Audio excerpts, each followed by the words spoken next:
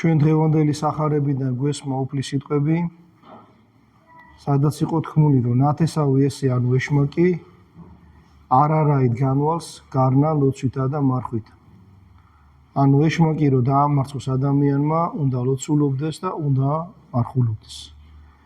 ჩვენი დღევანდელი საუბარი შეეხება ლოცვას.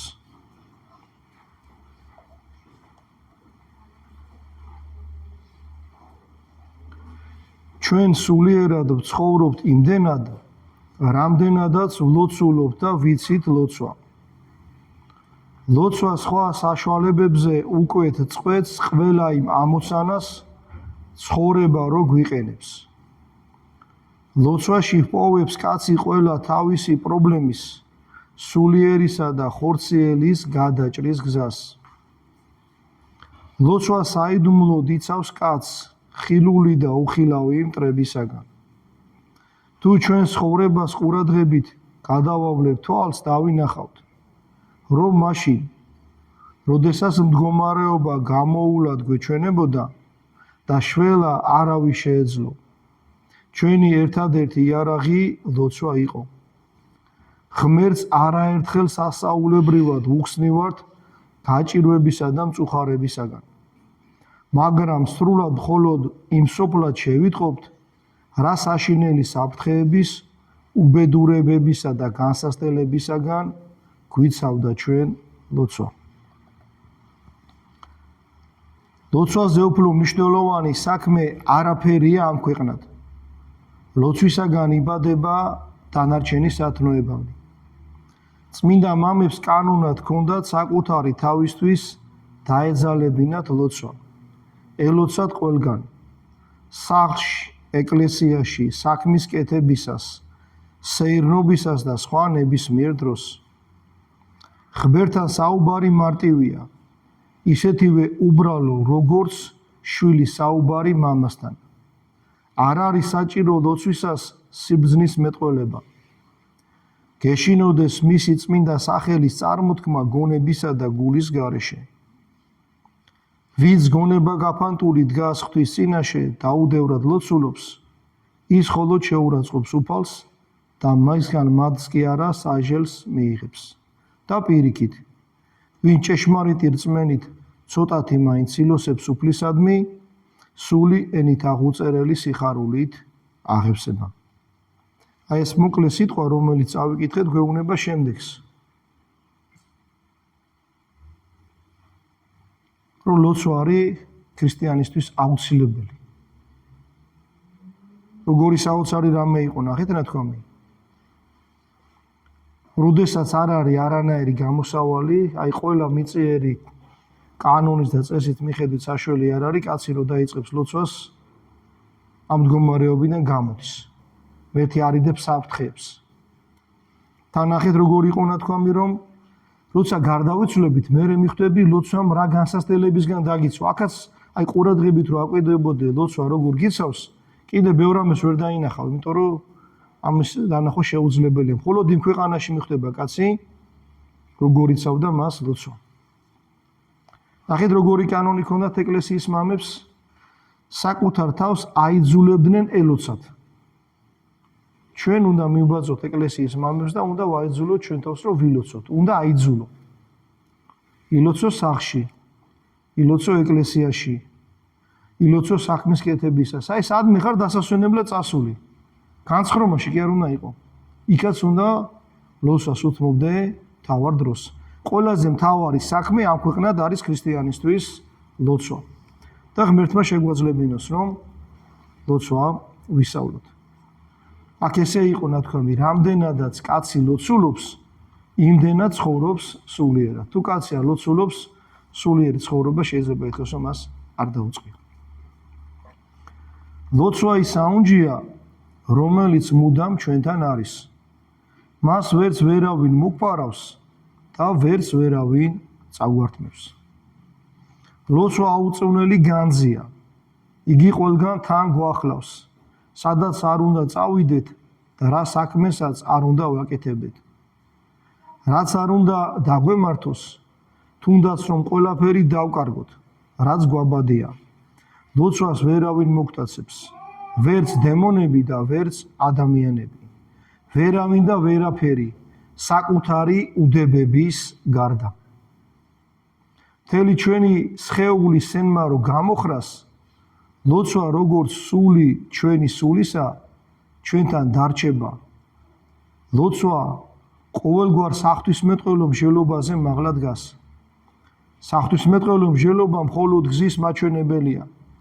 საღვთისმეტყველო ჭეშმარიტებები მარტო ღვთაების აჩრდილებს დაგანახებენ. სულიერ სამყაროს როგორც გარეშე ობიექტს ისე აღწერენ. ლოცვა კი საშუალებას გვაძლევს ამ უხილავ სულიერ სამყაროში ჩავერთოთ და მის ნაწილად იქცეთ. აი როგორი მნიშვნელოვანია ლოცვა. ლოცვას როგორც ითქვა ვერავინ წაგვართებს, მხოლოდ ერთი რამე, საკუთარი უდებება, საკუთარი სიზარმაცე. და რომ მოვა საღამო და სინდისი გეტყვისო ილოცე, უნდა ადგე და ილოცე, ეშმაკი გეუბნება 5 წუთის მერე ილოცე. მოდი ახლა ჯერ ბავშვს აჭამე. მოდი ახლა ის გააკეთე. არა. შეასრულე ლოცვითი კანონი და ბავშვს რო აჭმევ, მაშინაც ილოცე. საჭმელს რომ უმზადებ ქმარს, მაშინაც ილოცე. სულ მეორე უფალო იესო ქრისტე შემიწყალე მე. ან უფალო იესო ქრისტე შეგვიწყალე ჩვენ. ხო უმზადებ საჭმელს ვინც უნდა ჭამონ, იმათვისაც ილოცე და შენთვისაც ილოცე. ერთადერთი რაც გვართმევს ლოცვას არის უდებება და უდებებას ქრისტიანი უნდა ებრძოდეს. დელთავარი იოანე ოქროპირი ამბობს, როგორ მოვიქცეთ, როდესაც გარშემო მტრები გვაკრავს. როდესაც ყოველ ჩვენს ნაბიჯს ასობით საფრთხე ემუქრება და განაგრძობს. მოწყდი მიწას.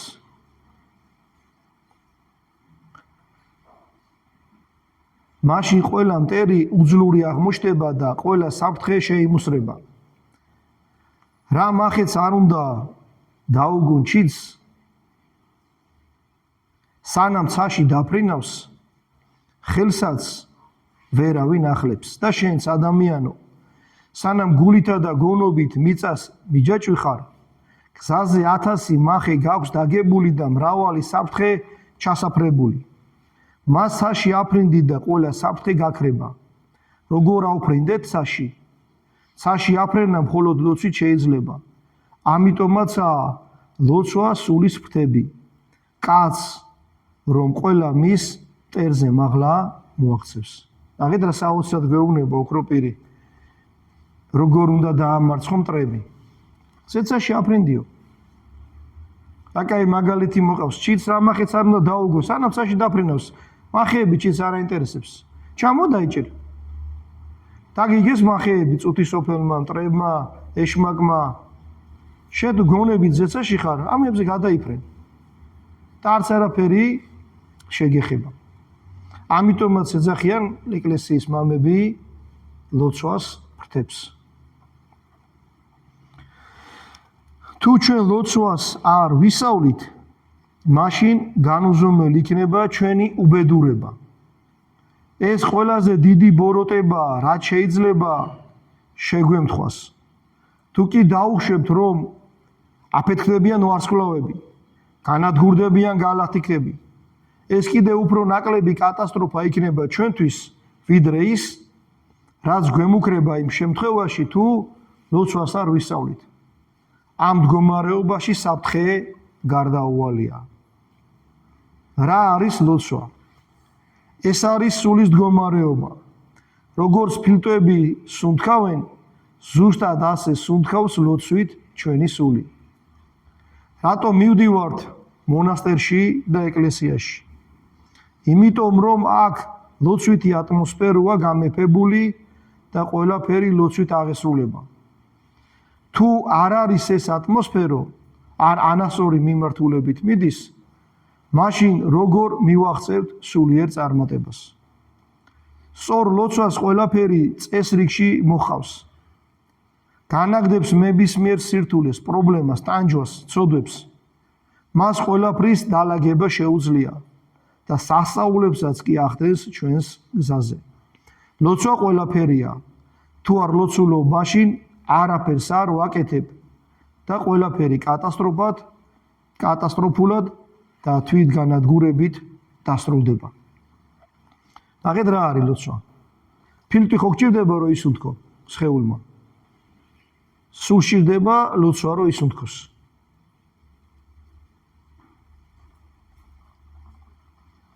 ყველაზე დიდი უბედურება რა ყოფილა თუ კი კაცი ლოცვას არ ისწავლის. ეხლა მე მინდა კითხოთ, აი როცა ამას უსმენთ.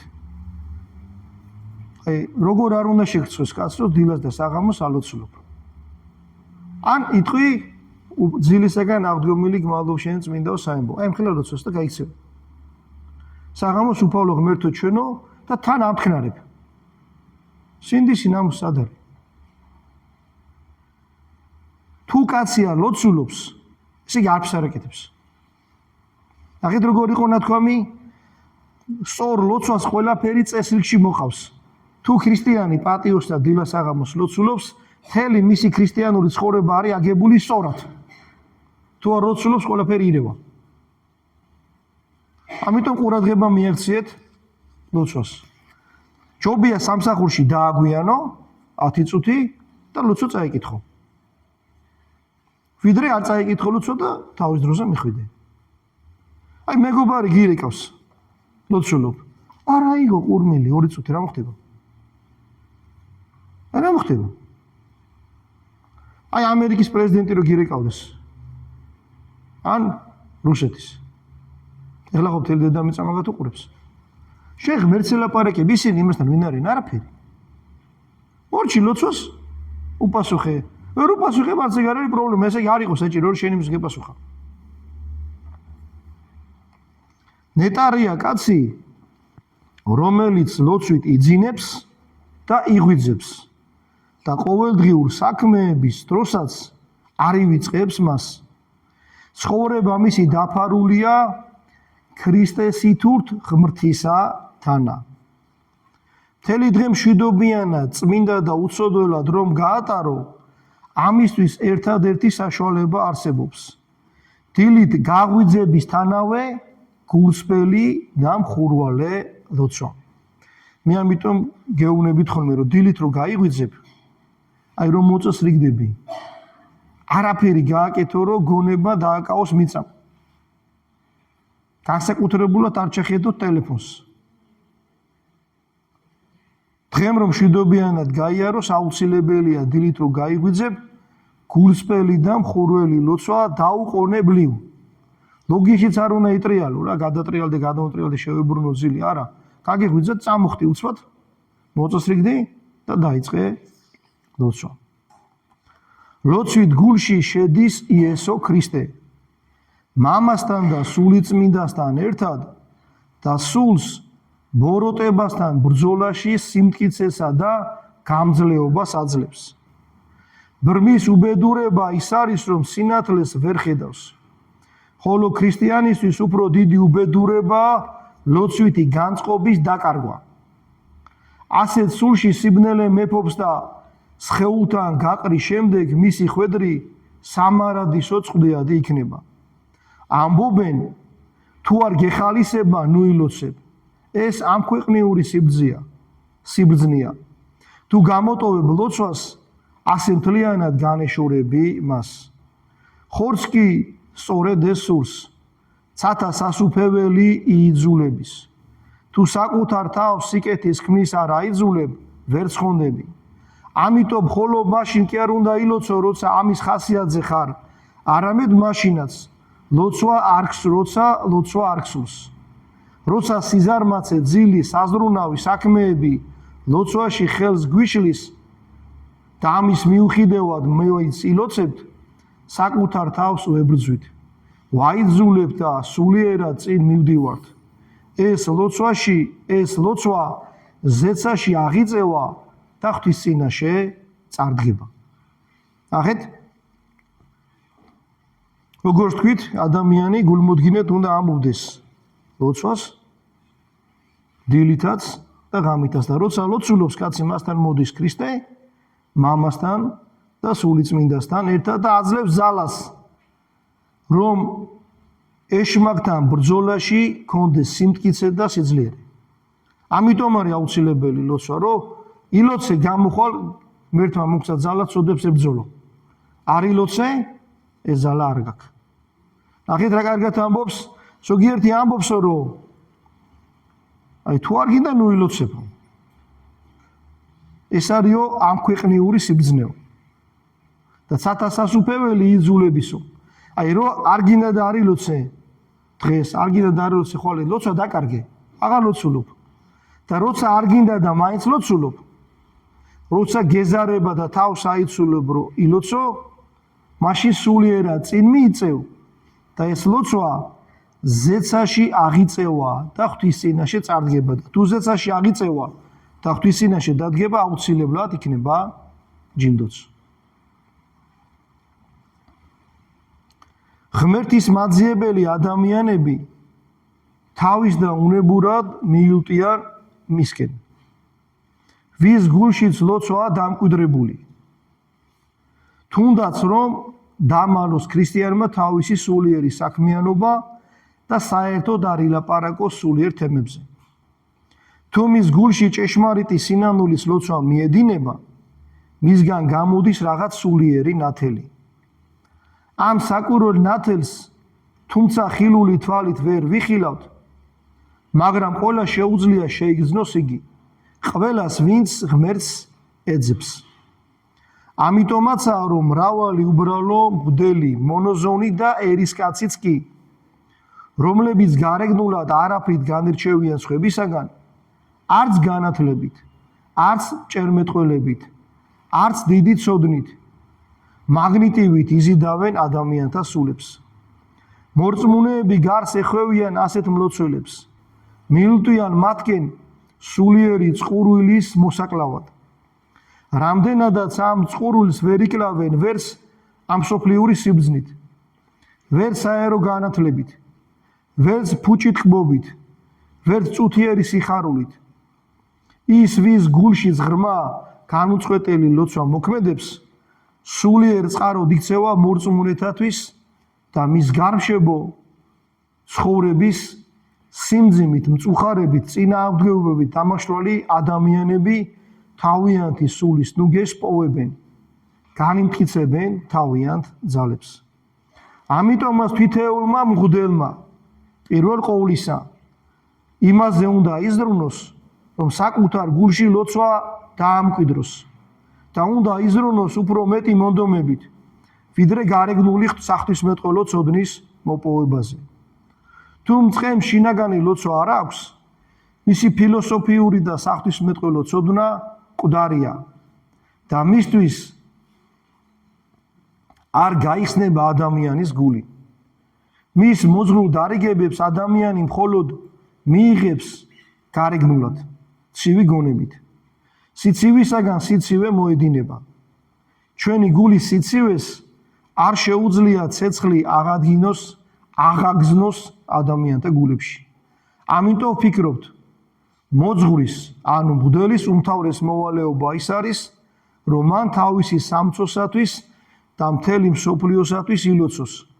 განიწყვეტელად იმეოროს გულში იესოს ლოცვა, ან სხვა ლოცვები, რომლებიც შინაგანად ახლოს არის მის სულთან.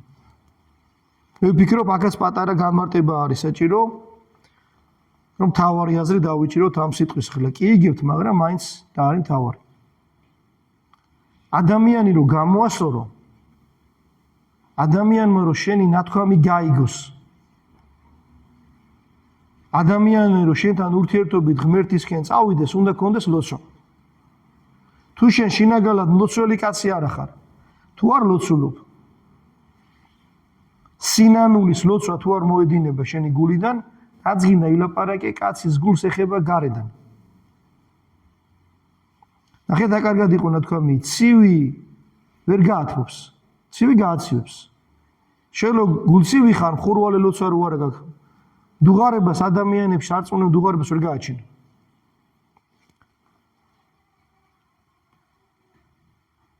ესეთ კითხვაზე იძლევა კიდე პასუხს. აი რა უნდათ გარეთში რო ჩავიდა 6000 კაცი. შემდგომში 2000. ათონისთა სავსეა ბერებით. მონასტრები ტყეების სავსე არის სულისხოვნების მაძიებელი ბერები და მონოზნობით. იქ არიან ადამიანები, რომლის გულიდანაც მოდის ეს ლოცვა. სინანულის ლოცვა და იმის გარშემო იკრიბება ხალხი. აი არ ქონია შემთხვევა ადამიანს ელაპარაკე და გაგათბო. ან უბრალო ღდელს, უბრალო ბერს, ან ჩაოლებრივ ერისკაცს. მე ფიქრობ რატო? იმიტომ რომ ის კაცი არის მლოცველი ადამიანი. შეიძლება არც ბევრი გელაპარაკა. ცოტა ხარ იმას ერთად იმუშაო, ერთად მუშაობთ. არც გელაპარაკება. სახში მიდიხარ გახარებული. თუ ის მიხილე, ის აიღე, რასაც თვალი ვერ ხედავს. მაგრამ გული გულს ეხება და გრძნობს. ამიტომ აი მღვდელი რო ფიქრობს, რომ თავისი სამცხო ვერ ცხოვრობს სწორად. თავის გულში უნდა ფიქრობდეს, რომ უფრო მეტი უნდა ილოცოს. უფრო მეტი სინანული უნდა გქონდეს.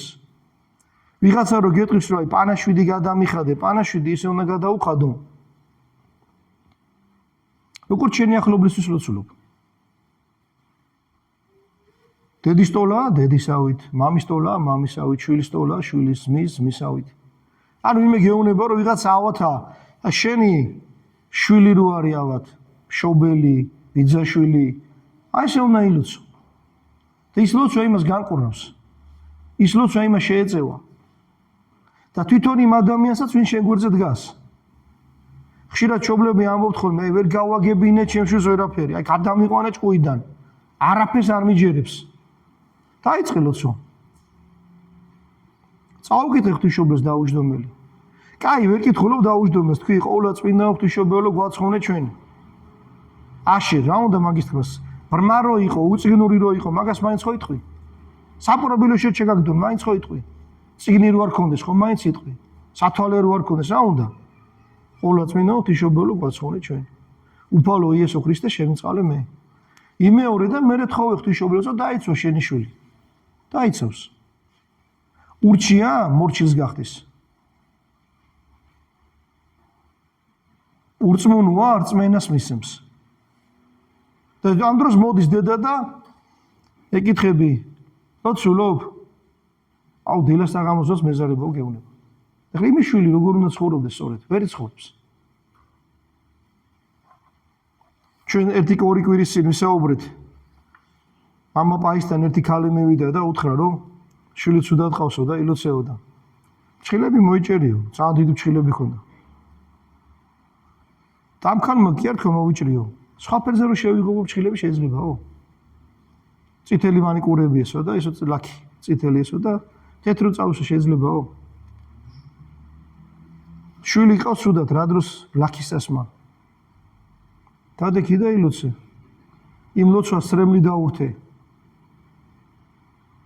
წმინდა მეფე ეზეკიასთან ანგელოზი მივიდა, წინასწარმეტყველი მივიდა და უთხრა, რომ ანდელზი დატოვე, უნდა მოკვდეო. გადაბრუნდა სრემლით ილოცა და ღმერთმა 15 წელი მეცა სიცოცხლე. სამუელ წინასწარმეტყველის დედა შვილი არ უშდებოდა და რო ლოცულობდა ყოველთვის თან ტიროდა. და ეყოლა სამუელი. ისრაელი ერის წინასწარმეტყველი, წმინდა კაცი. ლოცვას ყველაფერი შეუძლია, ოღონდ ადამიანმა უნდა ისავლოს ლოცვა და უნდა ხშირად იყენებდეს ამ იარაღს თავისი სულის გადარჩენისთვის. ყური მივაგდოთ დღევანდელი ქრისტიანების ლოცვას. ნახეთ უფრო ხშირად რას თხოვენ ისინი უფალს? სულის ხონებას, საუკუნო ცხოვრების მინიჭებას, საღვთო მადლის დაბრუნებას, მტრის სიყვარულს? არა. ისინი ღმერთს ევედრებიან თავიანთი საქმეების წარმატებას, სნეულებებისაგან განთავისუფლებას, წუხარებების დასრულებას. ღმერთი კი, როგორც შინაგანი ცხოვრება, მათთვის გაუგებერია და უსარგებლო. მხოლოდ ხანდახან აეხილებათ ხოლმე თვალი. განსაკუთრებით, როდესაც საყვარელი ადამიანი უკვდებათ. მაშინ აგონდებათ მარადისობა. ლოცულობენ მისი სულის ცხონებისათვის. ვინც უკვე დაუტევა ეს სოფელი, მაგრამ მაშინ გრძნობენ ყოველივე ამ ქვეყნიურის უმკიცრობასა და წარმავლობას.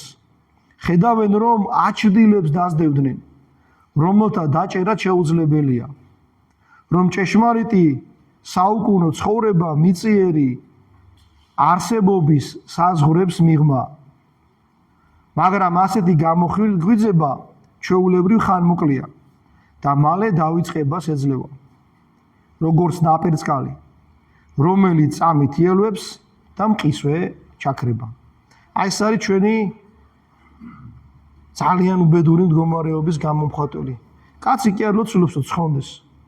ცოდვა მიეტევოს, სათნოება მიანიჭოს ღმერთმა, მტრის სიყვარული გაუჩინოს, ლოცულობს რომ ბიზნესი კარგად წავიდეს, სახლი იყიდოს, გამოჯამთელდეს და ასე შემდეგ. ანუ მიწიერისთვის ევედრება კაცი ღმერთს.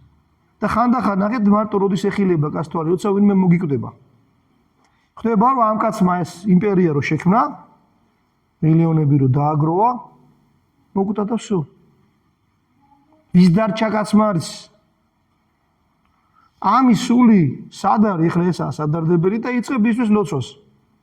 გამოფხიზდი. კარგია, მაგრამ არის ეს ძალიან მოკლე. 40 ჩაივლის მაქსიმუმ წლისთავი და ისევ ჭაობში ხარ. ისევ მიწას დასდევ, ისევ აჩდილებს ეძებ და მარადისობას კარგავ. თორე შინაგანად კაცის ღმერთი უცხო არ იცის ღმერთი.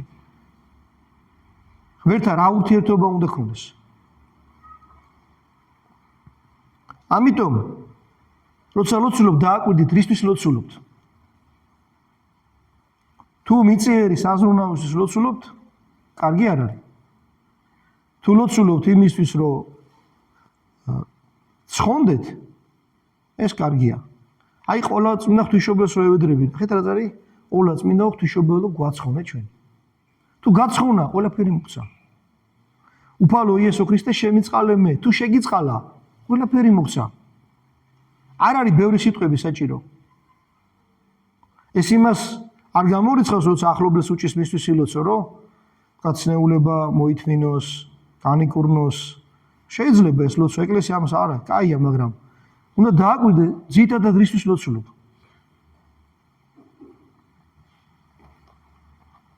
წმინდა მამები ამბობენ, რომ მადლი იმავე გზით ბრუნდება, რა გზითაც წავიდაო. ამიტომ უარი უნდა ვთქვათ ინფორმაციის უამრავ ნაკადზე. რათა ჩვენი გონება ლოცვის სიტყვების სივიწროვეში ვამყოფოთ. მაშინ დიდი შრომის ფასად, ვიწრო მიწისქვეშა გასასვლელით, განძ საცავამდე მივახცევთ და ჩვენ წინაშე გაიხსნება ახალი ქვეყნის კარი, ჩვენი სულის ხონებისა. ჩვენი საუკუნის წევლა ისაა, რომ ლოცვა დავკარგეთ. ხოლო როდესაც ლოცვას ვკარგავთ, ღვთის რეალური განცდაც გვიქრება. ლოცვის სიტყვებს კი წარმოვთქვავთ, მაგრამ ისევ მარცვლავთ მათ, როგორც ბავშვები კენჭებს. გონებას აღარ შეუძლია, ანდა ეზარება მათი მნიშვნელობის წვდომა. ჩვენი გული ყრუა ამ სიტყვების მიმართ. ჩვენ ინფორმაციის ჩვეულ ფართო ნაკადს ვეძიებთ. ამიტომ ლოცვისას გონებას გული სიტყვების მთელი ჯარი ყავს შესეული. დაკარგარა ღმერთის რეალური განცდა, ადამიანი ყოფით მატერიალისტად იქცა, რომელიც ისე ლოცვა როგორც საჭიროა, აღარ შეუძლია. სახარების ცნებების შესრულება კი საერთოდ აღარ სურს. ლოცვაზე ჩვენ შეიძლება ბევრი ვილაპარაკოთ კიდე, მაგრამ მაგ გავჩერდებით და ამასაც რაღაცნაირად განგიმარტავთ. ნახეთ მამები რას ამბობენ? მადლი მოდის იმით, იმ გზით, რითაც დაკარგე. ვიღავი ენაჭარტალა, უნდა კაჩუნდე.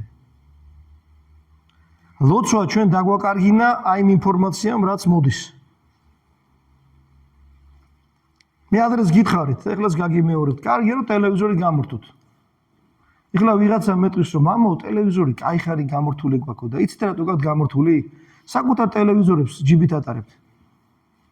არ ჭირდება ის იმხელა ყუთი, ტელეფონშია ყველაფერი. ეს ტელეფონი უნდა გადადოთ. იმხელა ინფორმაცია მიიღე, იმდენი რამე მიიღე, რომ შენ გონება ვეღარ ლოცულობს. გონებამ რომ კარგად ილოცოს, ინფორმაცია უნდა შეზღუდო. ამიტომ მიდიოდნენ უდაბნოში. ინფორმაციას გაურბოდნენ. თუ არა და რომ დაიწყებ ლოცვას, ეს მთელი ჯარი შემოგესება. ამ ინფორმაციას საერთოდ ვერ გაიგებ, ილოცე, არ ილოცე, რა გააკეთე. არ ქონიათ განცდა რომ მორჩები ლოცვას და სინდის რო გეუბნება რომ არ გილოცია? ხშირად არის ესე. არ დანახეთ როგორ ამბობენ მამები, თუ შეზღუდავ ინფორმაციას. პატარა ვიწრო გზას იპოვიო. ეს და ჩაგიყვანს განსაცავში ახალ ცხოვრებას გასავლისო. ლოცვა ახალ ცხოვრებას მუხსებს და მერე ზეცაში აგიყვანს კაცს. ამიტომ უნდა ვეცადოთ რომ ინფორმაცია შევზღუდოთ. მაქსიმალურად. განსაკუთრებულად ეხლა მარხვა ხო? მარხვა რა არის? უნდა მოიკლო ადამიანმა რაღაცები. ინფორმაციაც მოვიკლოთ.